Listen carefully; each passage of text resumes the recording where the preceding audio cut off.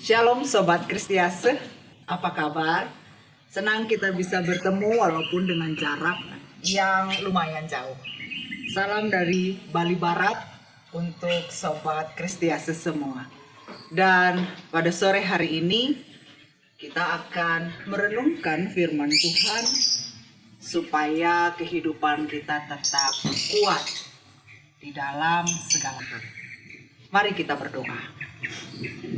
Puji syukur kepadamu ya Allah yang hidup, sebab Engkau senantiasa bersama dengan kami. Pada sore hari ini kami hendak merenungkan firman Tuhan. Kau kuasai kami yang mendengar, Kau kuasai hamba-Mu yang akan menyampaikan firman-Mu. Sehingga biarlah segala sesuatu yang kami dapatkan dan yang kami ceritakan semua berasal dari Tuhan Yesus Kristus. Inilah doa, permohonan, dan kerinduan kami. Dalam nama Tuhan Yesus, kami berdoa. Amin.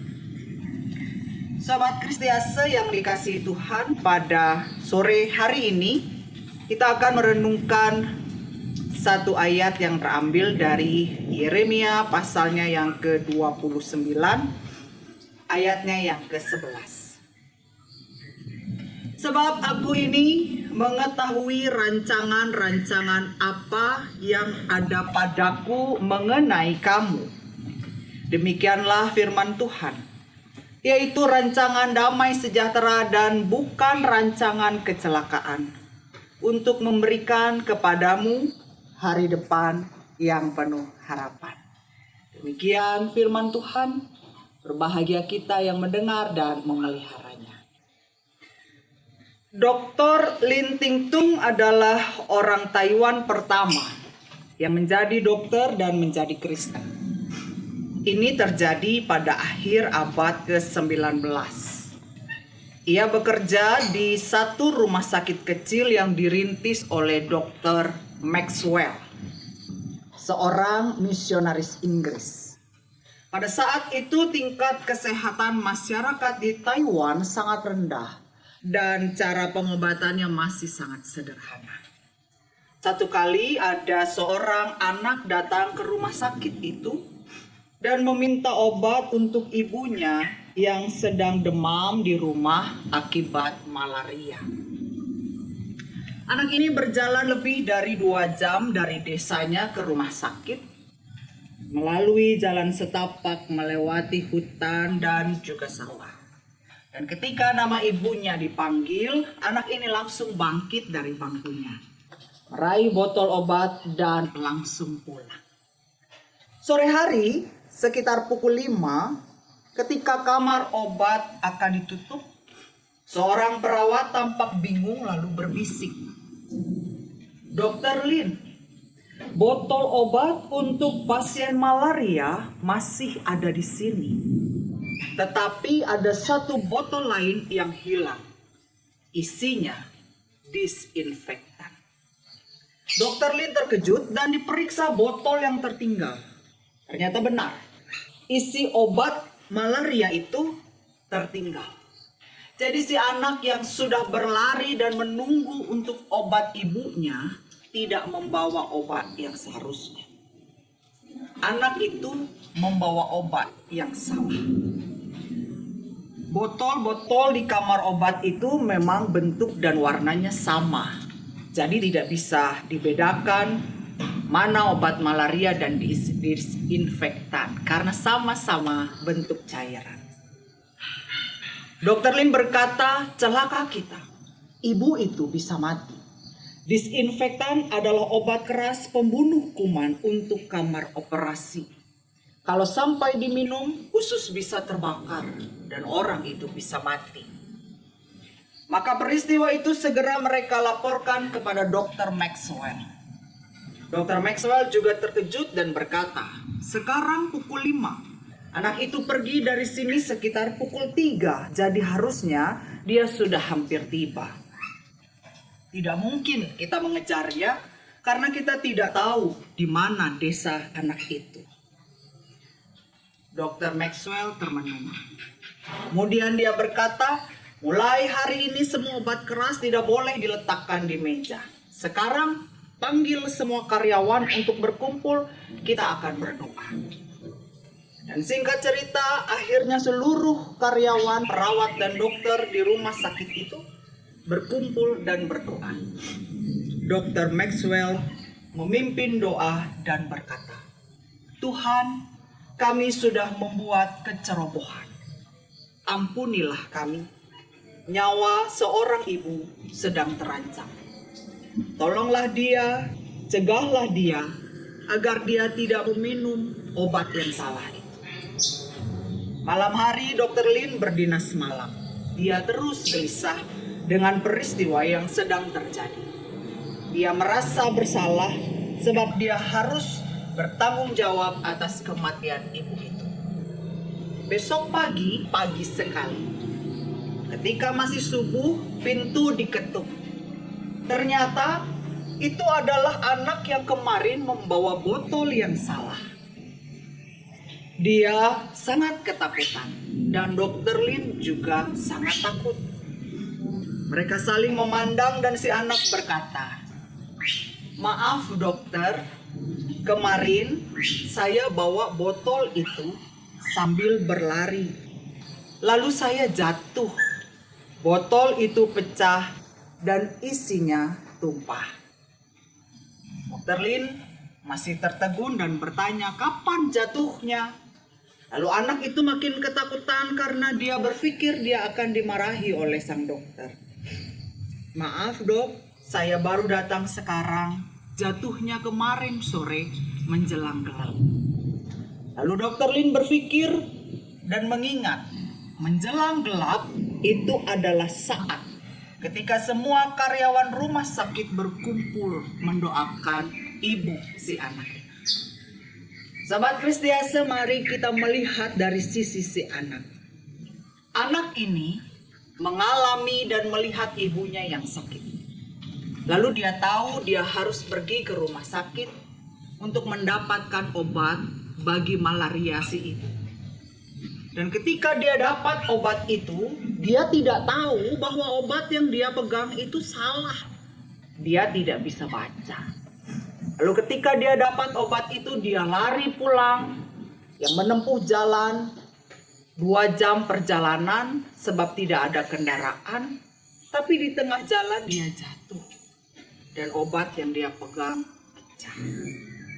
Kita sedikit bisa membayangkan apa yang menjadi perasaan si anak.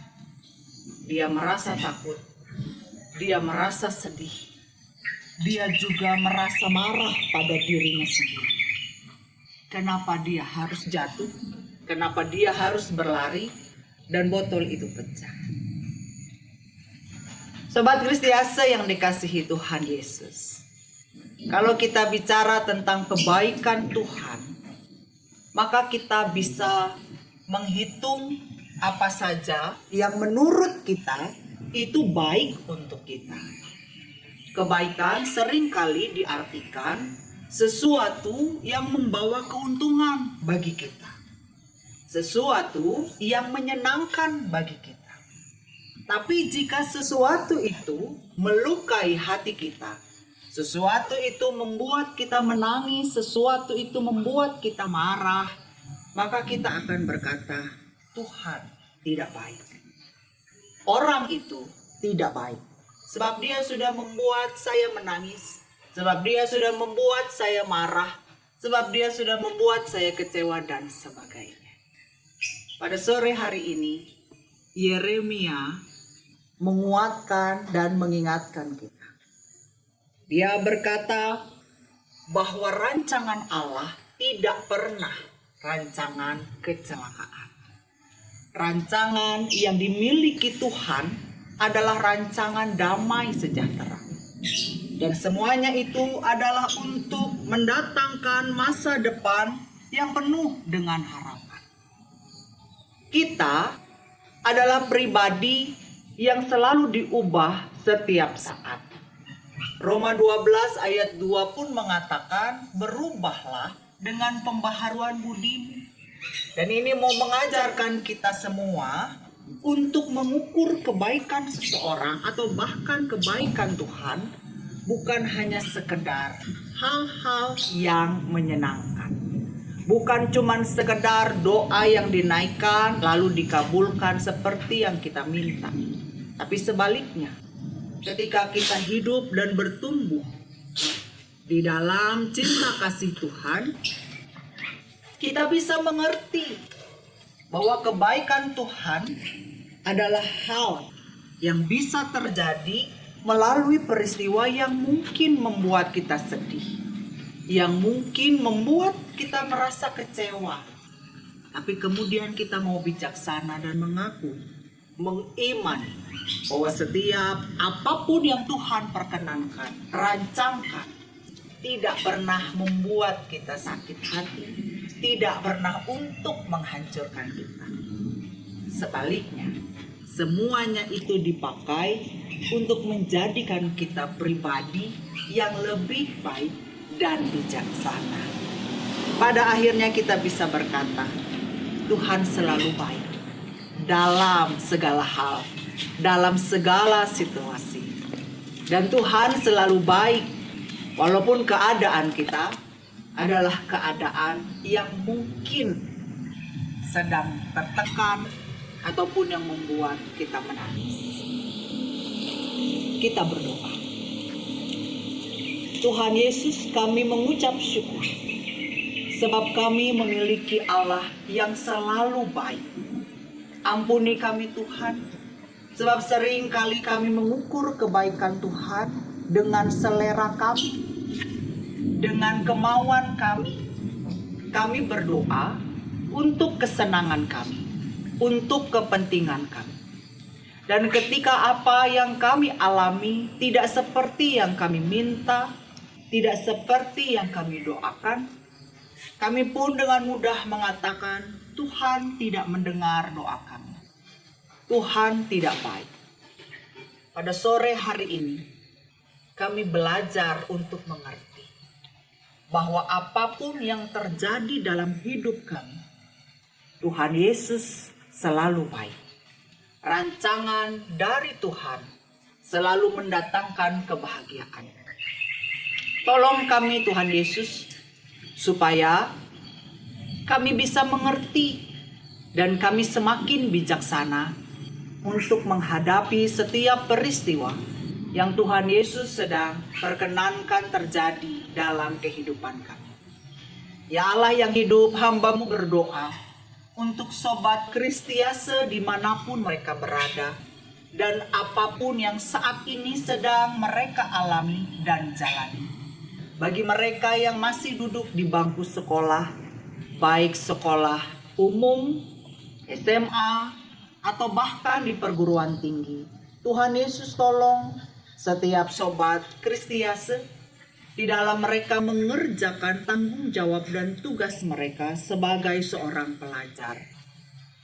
Kami mengimani dan kami percaya setiap tugas yang diberikan tidak pernah di luar kemampuan kami. Tuhan Yesus memampukan, Tuhan Yesus yang sudah menganugerahkan kecerdasan dan kepintaran. Dan Tuhan Yesus yang sudah memimpin sobat-sobat kami ini masuk di dalam perguruan tinggi ataupun di SMA ataupun di SMK, Tuhan sendiri yang akan terus menyertai sampai mereka lulus. Berikan keteguhan hati ya Allah, berikan semangat, berikan sukacita, agar sobat-sobat kami ini, sobat-sobat Kristiase, dapat tetap menjalani kehidupan di dalam pendidikan dengan penuh syukur dan sukacita. Dan bagi sobat Kristiase yang sudah bekerja, Tuhan Yesus juga berkati pekerjaan mereka. Tuhan yang telah menganugerahkan tempat kerja dan profesi yang mereka tekuni, Tuhan Yesus campur tangan di dalamnya. Sehingga pekerjaan yang mereka tekuni sungguh-sungguh merupakan berkat bagi orang lain dan bagi diri sobat Kristiase sendiri. Mereka bisa bersyukur bahwa Tuhan Yesus memelihara kehidupan mereka dengan pekerjaan yang pastinya baik yang Tuhan sudah anugerahkan. Bagi sobat Kristiase yang juga sedang sakit Tuhan Yesus peliharakan, Tuhan Yesus pulihkan dan sembuhkan. Dan biarlah setiap sobat kami ini bisa mengerti bahwa sekalipun mereka berada di dalam kelemahan tubuh, mereka terbatas mengerjakan segala sesuatu. Allah yang hidup senantiasa menyertai mereka. Dan kami berdoa juga bagi sobat Kristiase di dalam setiap pergumulan hidup, baik di keluarga, atau bahkan di ekonomi, atau bahkan di dalam pergaulan, baik dengan pasangan ataupun dengan sahabat mereka. Tuhan Yesus tolong supaya setiap sobat kami, sobat Kristiase ini, bisa selalu dimampukan untuk bijaksana, untuk berhikmat, dan untuk selalu bertanya kepada Tuhan apa yang sebaiknya dan yang harus mereka lakukan dan kerjakan dalam kehidupan mereka. Terima kasih Tuhan Yesus untuk hari ini dan untuk waktu ini. Tuhan sudah menyertai kami. Tolonglah kami ya Allah, kuasai kami agar kami tetap hidup di dalam firman Tuhan. Dalam nama Tuhan Yesus Kristus Allah yang hidup, kami sudah berdoa. Amin.